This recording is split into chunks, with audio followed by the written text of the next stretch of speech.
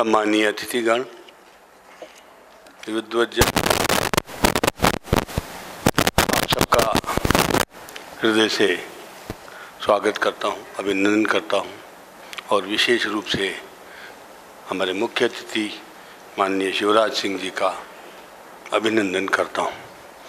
मुझे मालूम है कि कल वो किस तरह की परिस्थितियों से घिरे हुए थे, उनके आने की कोई संभावना भी तिल भर भी नज़र नहीं आ रही थी और आज उन्होंने हमारे इस हर्ष को फिर बढ़ा दिया अपनी उस उपस्थिति से।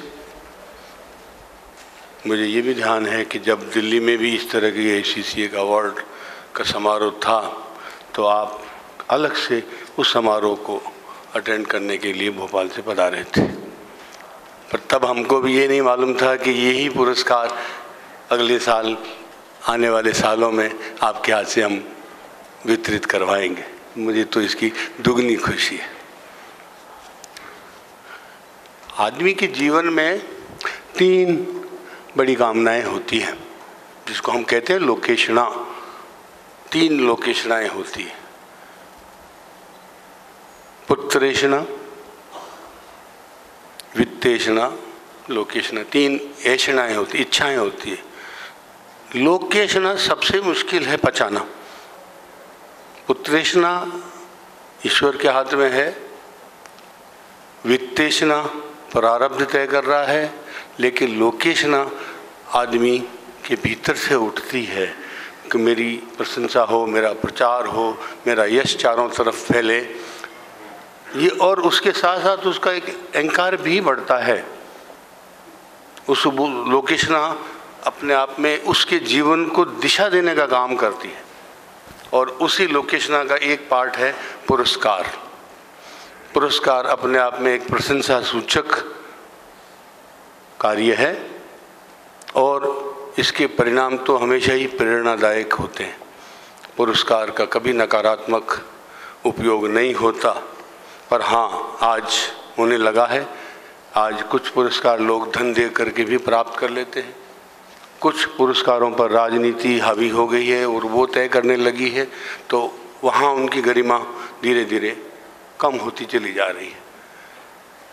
लेकिन जब पत्रिका प्रबंधन ने इस बात पर चर्चा की कि हमें कौन सा पुरस्कार पत्रकारिता के लिए या मीडिया के लिए शुरू करना चाहिए, तो हमारे सामने प्रश्न ये था कि वो पुरस्कार राष्ट्रीय स्तर का हो या अंतर्राष्ट्रीय स्तर का। क्योंकि हम प्रांतीय स्तर पर तो पुरस्कार बरसों से देते आ रहे हैं, 20 साल से ज़्यादा हो गए उनको देते हो। तब प्रश्न यह आया कि अंतर्राष्ट्रीय जगत में पत्रकारिता के लिए केवल एक बड़ा पुरस्कार है, जिसको हम पुलिट्जर पुरस्कार कहते हैं, और वो $10,000 का है। पर उसमें शर्त यह है कि वो केवल अमेरिकी लोगों को ही दिया जाता है, नागरिकों को दिया जाता है, अमेरिका से बाहर के नागरिकों को नहीं मिलता। इसी तरह और भी पुरस्कार हैं जो लोगों का समय के साथ उनकी प्रतिष्ठा इतनी बढ़ जाती है कि लोगों का सपना जो है उन पुरस्कारों को प्राप्त करने के लिए लोग सपना देखने लग जाते हैं। आपकी नोबल है, बुकर पुरस्कार है, मैक्सेस है, बहुत अनगिनत हैं। हमको जिस तरह का रिस्पॉन्स इन पुरस्कारों के लिए मिला, उससे हमको भी लगता है कि आने वाले समय में ये पुरस्कार अपना स्थान विश्वव्यापी बनाएगा। क्यों कि एक तो इस पुरस्कार में कोई शर्त नहीं है, आप विश्व में किसी भी देश के नागरिक हो सकते हैं। आपके पास 2 पुरस्कार हैं, एक श्रेष्ठ पत्रकारिता के लिए है, दूसरा है श्रेष्ठ सामाजिक विज्ञापनों के लिए है, और दोनों ही $11,000 के हैं। लेकिन उससे भी महत्वपूर्ण बात यह है कि भारत से बाहर जाने वाला निजी क्षेत्र का ये एकमात्र पुरस्कार है जो विश्व में सब पहुंच रहा है, और उसको हम मान रहे हैं कि हम किसी भी रूप में अपना कर्ज, अपने प्रोफेशन को वापस चुका रहे हैं किसी न किसी फॉर्म में, ताकि उसकी गुणवत्ता में कहीं न कहीं हमारी भागीदारी बनी रहे। हम अब तक पत्रकारिता का पुरस्कार दिल्ली में देते आए हैं। आज पहली बार ये पुरस्कार जयपुर में हो रहा है। विश्व विज्ञापनों के पुरस्कार बम्बई में देते रहे हैं। आज हम ये ज़रूर आपके सामने रखना चाहता हूँ कि अभी से भी इस पुरस्कार के लिए हमको औसतन 200 से 250 प्रविष्टियाँ अभी भी हर साल प्राप्त होती हैं और विदेशी प्रविष्टियाँ भी उनमें शामिल हैं और विदेशी विजेता भी उनमें से कई निकल कर आने लगे हैं।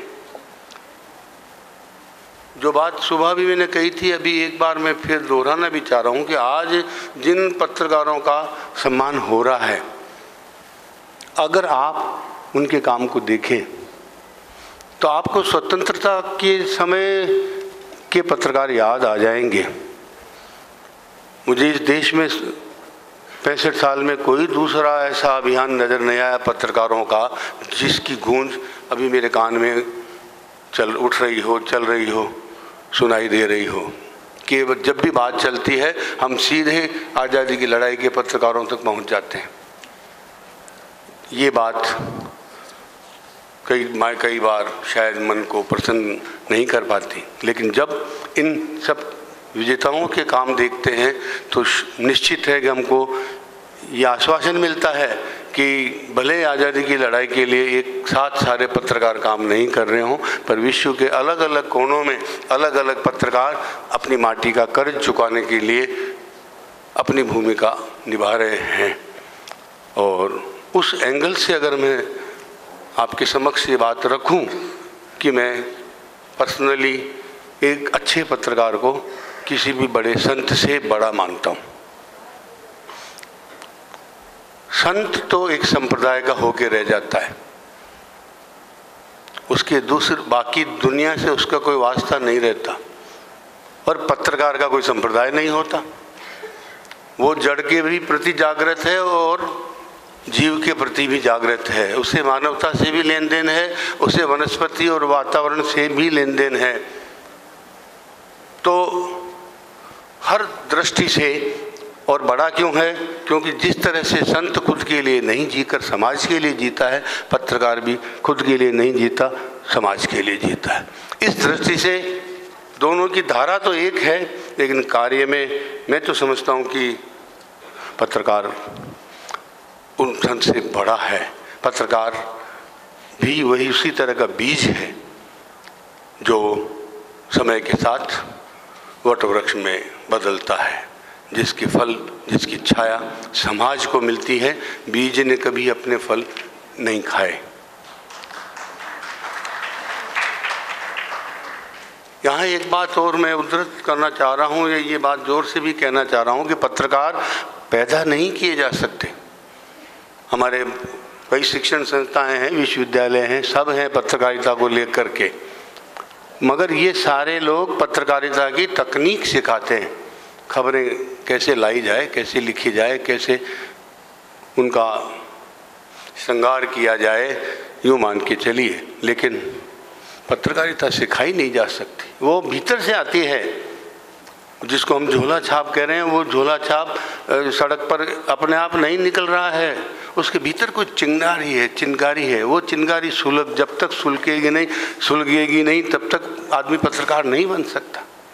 वो कुछ करना चाहता है, उसके पास कुछ अभिव्यक्ति है, उसके पास कुछ सपने हैं, वो लोगों के साथ उन सपनों को बांटना चाह रहा है, समाज के दर्द को बांटना चाह रहा है। वो चिंगारी उसको पत्रकार बना रही है, शिक्षा उसको पत्रकार नहीं बना रही। शिक्षा उसको नौकरी दे रही है लेकिन पत्रकार नहीं बना रही। उस शिक्षा से उस पत्रकार का नाम इतिहास में कभी दर्ज नहीं होगा, पर जिसके पास ये चिंगारी है उसका नाम इतिहास कभी भुला नहीं पाएगा, इसमें शक नहीं है।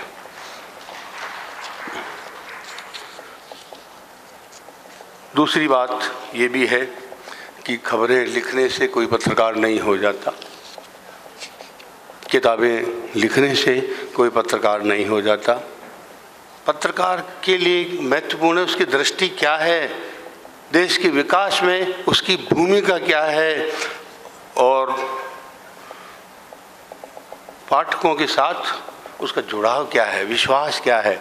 पाठक उससे उम्मीद कुछ रखते हैं या बिल्कुल नहीं रखते, उनकी उसका एहसास भी किसी पाठक को है कि एक पत्रकार है मेरे समाज में जिससे हम कुछ उम्मीद रखते हैं। अगर उम्मीद नहीं रखते, अगर पाठक को पत्रकार का नाम भी याद नहीं है, उसकी कलम की पहचान उसके मन में अंकित नहीं है, तो निश्चित मान लीजिए कि वो समाज के लिए हितकारी पत्रकार नहीं है। वो अपने पेट तक बंधा हुआ पत्रकार है, श्रमजीवी पत्रकार है, और उसे अपने परिवार की सबसे बड़ी चिंता है। क्योंकि विश्वास एक ऐसी चीज़ है जो पत्रकार के लिए सबसे बड़ा सम्मान है, सबसे बड़ा पदक है। इससे बड़ा कोई उसको दूसरा कोई सम्मान नहीं चाहिए। आज आप राजस्थान के किसी भी गांव में जाएं, छोटे से छोटे गांव में, और वहाँ जाके ये कह दें कि मैं राजस्थान पत्रिका से आया हूँ, बस, और कुछ नहीं कहना पड़ेगा। और फिर आप देखिए कि वो गांव किस तरह से आपको रिसीव करता है, आपकी आवभगत करता है, आप शायद दंग रह जाएंगे। मेरे पास बहुत दूर दूर से विदेशी देशी भी लोग मेहमान आके कहते हैं कि ये बात हम किताबों में तो नहीं पढ़ सकते, कभी हमने कभी सुनी भी नहीं कि मीडिया की इतनी बड़ी ताकत हो सकती है। ये हम आपको कहने आए हैं कि कम से कम हम पहली बार अपने जीवन में एक बड़ा अनुभव करके जा रहे हैं। और इसका सबसे बड़ा श्रेय हमारे बाबू साहब के उस सिद्धांत को देते हैं हम, जहाँ निष्पक्षता सबसे ऊपर है, पत्रकार की स्वतंत्रता उससे भी ऊपर है। यहाँ किसी खबर को लगाने की छूट से कोई नहीं रोक रहा है, किसी खबर को हटाने के लिए कोई नहीं कह रहा है, कोई इंस्ट्रक्शन नहीं दिया जाता। छोटा बड़ा जो कलम जिसके हाथ में है और जो उसने लिख दिया वह पत्रिका में जाने लायक है। मैं बाबू साहब की लिखी हुई कुछ लाइनें भी यहाँ उद्धृत करना चाहता हूँ। कोट: आजकल स्वतंत्र समाचार पत्र की नीति के बारे में बड़ा हल्ला मचाया जाता है। इस बारे में शुरू से ही मेरा स्पष्ट दृष्टिकोण रहा है, जिससे मैं आज भी मानता हूँ। हमारे यहाँ लिखने वाले की स्वतंत्रता को कोई बाधा नहीं पहुँचाता।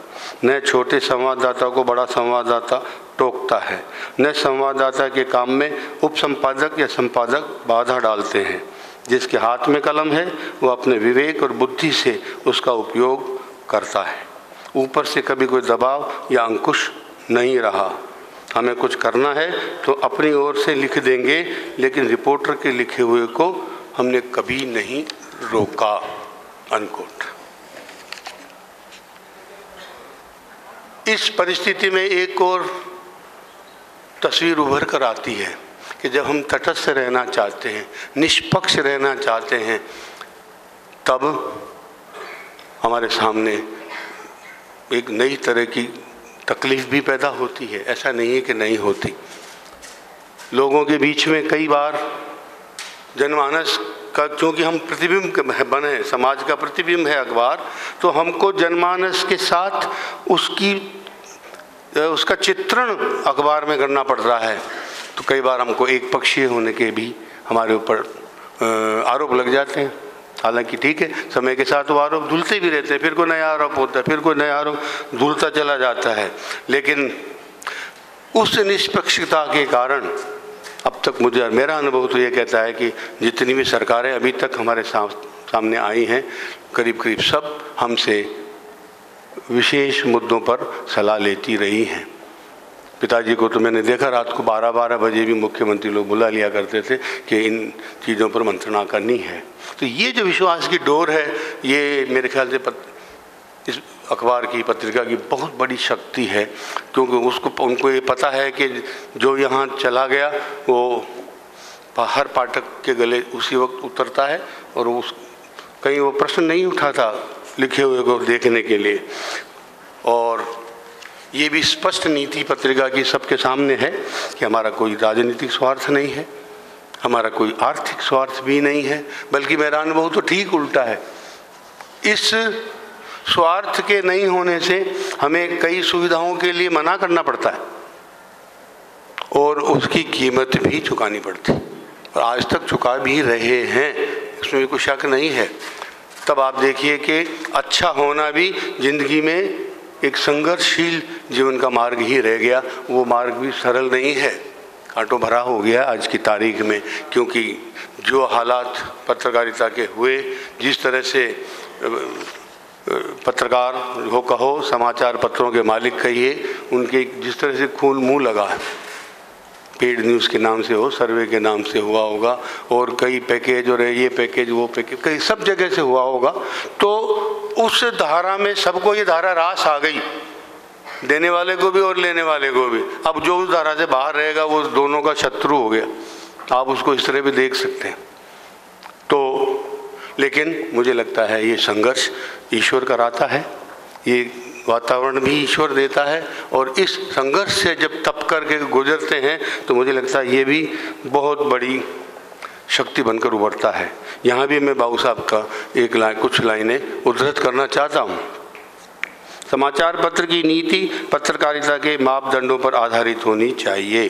समाचार पत्र की नीति पार्टी या दल न होकर पत्रकारिता है। हमारे समाचार निष्पक्ष हों, सही हों, भाषा शिष्ट हो, तथ्यों को तोड़ मरोड़ कर या हल्की भाषा में प्रयुक्त न किया जाए। यही स्वतंत्र समाचार पत्र की मेरी परिभाषा है। निष्पक्षता का अर्थ ये भी है कि किसी पक्ष की बात अगर शामिल न हो पाई हो तो हम भूल गए हों तो उसे पूरा स्थान दिया जाए। और सही निष्पक्षता की व्यवहारिक व्याख्या हमने अपनाई है पत्रिका में। थ्योरी अलग हो सकती है उसकी भी, लेकिन जो समाज में प्रैक्टिकली एक्सेप्टेड है और प्रैक्टिकल है रादर, वही व्याख्या पत्रिका में हमने अपना रखी है। और उसका एक लाभ क्या मिला कि धीरे धीरे हमारा पाठकों के साथ एक आत्मीयता का रिश्ता बनता चला गया। अब हमारा रिश्ता कोई प्रोफेशनल जर्नलिज्म जैसा नहीं रहा। आज प्रोफेशनल जर्नलिस्ट जो लिखते हैं उनको कितने दिन तक लोग याद रखते हैं, ये आप सर्वे करा के देखें। और हमारे यहाँ लिखे हुए को लोग बरसों याद करते हैं। मैं एक बार अमेरिका में अपने भाई की कुछ वो फाइल लेके चला गया डॉक्टर के यहाँ न्यूयॉर्क में। डॉक्टर साहब ने कहा, आप गुलाब कोठारी हैं? आप पत्रिका वाले गुलाब कोठारी है या दूसरे? मैंने कहा मैं वही हूँ। साहब उन्होंने उस फाइल को तो कहा बाद में बात करेंगे। उसने कम से कम मेरे 2 साल के संपादकीय लेखों पर चर्चा कर डाली। मैं दंग रह गया, मुझे तो याद ही नहीं थे इतने सारे लेख जो मैंने लिखे होंगे। पर मैं हमारे उन पाठकों की उस ताकत को इस एक लाइन से मैं बताना चाह रहा हूँ कि 2 साल के संपादकीय कंठस्थ याद थे उनको, कहाँ क्या लिखा, कब क्या लिखा। मैं तो नहीं, सच में मुझे तो लगा कि इतना अगर वो उनकी ऑप्थेमोलॉजी को उनको याद होता तो शायद मुझे आश्चर्य नहीं होता। पर मैं तो सचमुच दंग रह गया उनको देख करके, क्योंकि अब समझ में यही आ रहा है बार बार कि हम जो लिख रहे हैं, पाठक हमारी भाषा को नहीं पढ़ता है, वो समझ जाता है कि हम क्या कहना चाहते हैं। और यही व्यवहारिक संप्रेषण है, क्योंकि न शरीर समझता है पढ़े हुए को, न बुद्धि समझती है, न मन समझता। ये तीनों के तीनों लिखने के काम आते हैं, पढ़ने के काम आते हैं। कौन लिख रहा है और कौन पढ़ रहा है, अगर ये बात समझ में आनी है तो हम संप्रेषण में कुशल हो जाएंगे। और पत्रिका में बहुत हद तक, बहुत जो कम से कम जो सीनियर जितने पत्रकार बैठे हमारे यहाँ, वो अब इस भाषा को समझ गए कि जो संप्रेषण होता है वो आदमी का, वो आत्मा से आत्मा का ही हो सकता है, शरीर का नहीं, किसी का बुद्धि किसी का भी नहीं होगा। मैं अगर आपसे बात करूंगा तो आत्मा से ही बात हो रही है, आत्मा ही सुन रही है, दूसरा रास्ता इसमें निकल ही नहीं सकता। तो अगर मैं मन से बोलूँगा, अगर मैं लोक हित में बोलूँगा, अगर मैं उस मिठास और माधुर्य के साथ बोलूँगा तो वो बात सीधी मन में उतरती चली जाएगी, वो बात घर कर जाएगी। हमारा पाठक वो अपने बच्चों को, बहू बेटियों को पढ़ाएगा, आने वाली पीढ़ी उसको पढ़ेगी, और हम एक नई संस्कृति का निर्माण राजस्थान में, प्रदेश में और अब तो देश भर में कर रहे हैं। इस बात का हमें गर्व है। हम एक जो भी अब नई संस्कृति आ रही है हम उसको रोक नहीं सकते, लेकिन उसके साथ साथ हम अपनी संस्कृति को सामने खड़ा करके दिखा तो सकते हैं कि देख, दोनों में से जो अच्छा लगे उसको रख लो। और मुझे सचमुच ये कहने में गर्व है कि हमारी संस्कृति आज भी, हमारे पाठकों की संस्कृति दूसरों से बहुत बहुत गौरवमय है, गरिमामय है और दूसरों के साथ भागीदारी निभाकर जीने की संस्कृति। इसीलिए मैं सुबह एक लाइन काम में ली थी कि पत्रिका में तो अब धीरे धीरे एक संप्रदाय बन गया है, पर उसका कारण ये है और कोई कारण नहीं है।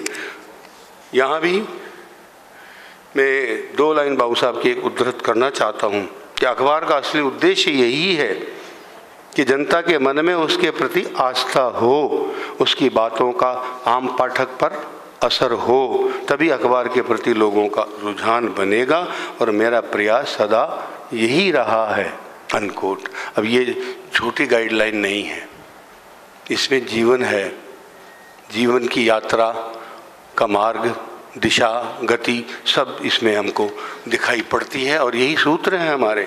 और तभी हमको लगता है कि पत्रकारिता अपने आप में एक तपस्या है, माटी के दर्द की अभिव्यक्ति है पत्रकारिता। नई पीढ़ी को सोचने का, सींचने का काम करती है पत्रकारिता और भावी दिशा तय करना पत्रकारिता का एक बहुत महत्वपूर्ण कार्य है। सामाजिक शिक्षा पत्रकारिता का आज की उसकी मुख्य भूमिका बन गई है और जैसे बुजुर्ग लोग कहते थे कि पत्रकारिता अपने आप में एक जुनून है, पागलपन है, न्योछावर हो जाना है माटी के लिए और कम से कम माँ का कर्ज तो चुकाना ही है। ये पत्रकारिता के दायित्वों में या उसकी भावनाओं में सर्वश्रेष्ठ, सर्वप्रथम या सर्वोत्तम माना गया और रहता है कि वो तभी वो पत्रकार कहीं न कहीं अपना प्रकाश छोड़ पाता है।